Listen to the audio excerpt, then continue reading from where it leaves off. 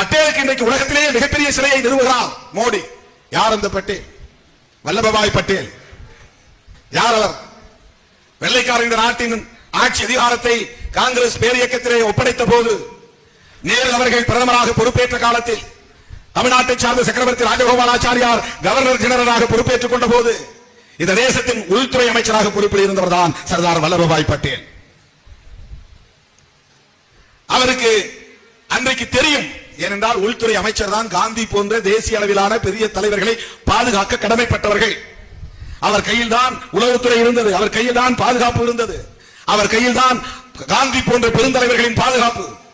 வல்லபாய் பட்டேலுக்கு தெரியும், காந்தியடிகள் பாதுகாப்பு வேண்டாம் என்று சொல்லிவிட்டால் விட்டுவிட வேண்டுமா? அவர் அஹிம்சா மூர்த்தி. ஆயுதம் தாங்கிய பாதுகாப்பு தனக்கு தேவையில்லை என்று சொன்னால் கூட அவர் இந்த தேசத்தின் தந்தை என்று போற்றப்படக்கூடிய ஒரு பெரிய மனிதர். அவருக்கு 24 மணி நேரமும் பாதுகாப்பை தர வேண்டும் என்பதுதானே வல்லபாய் பட்டேலின் நோக்கமாக இருந்திருக்க வேண்டும்.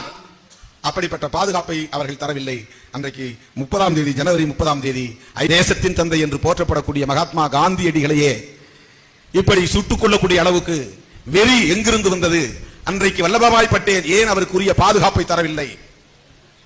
எண்ணி பார்க்க வேண்டும். நாதுராம் கோட்சே என்பவருடைய உடன்பிறப்பு, அவன் அண்ணனு தம்பியோ கோபால் கோட்சே, அவனும் அந்த வழக்கிலே ஒருவன். மொத்தம் 9 பேரிலே சவார்கார் உட்பட 5 பேர் அதிலே பிராமணர்கள். முக்கியமானது, கோட்சேவும் பிராமின் தான், கோபால் கோட்சே பிராமின் தான், சாவர்கர் பிராமின் தான். ஏன் இதை நான் சொல்ல வேண்டியிருக்கிறது என்று சொன்னால், அன்றைக்கு இந்த கருத்தை முன்னிறுத்தியவர்கள் அவர்கள் மராட்டிய மாநிலத்தை சார்ந்தவர்கள், சித்பவன் என்கிற வகையை சார்ந்த பார்ப்பன குடும்பத்தில் பிறந்தவர்கள். எதற்காக இதை செய்தார்கள்?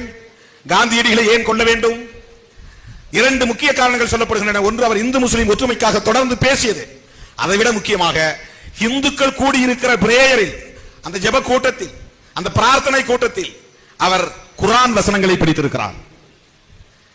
அவன் கோட்சே கேட்கிறான், மசூதியிலே போய் கீதையை படிக்க முடியுமா? ஏன் இந்த பிரார்த்தனை கூட்டத்திலே குர்ஆனை படிக்கிறார் இவர்? அது அவர்களுக்கு வெறுப்பை தந்திருக்கிறது.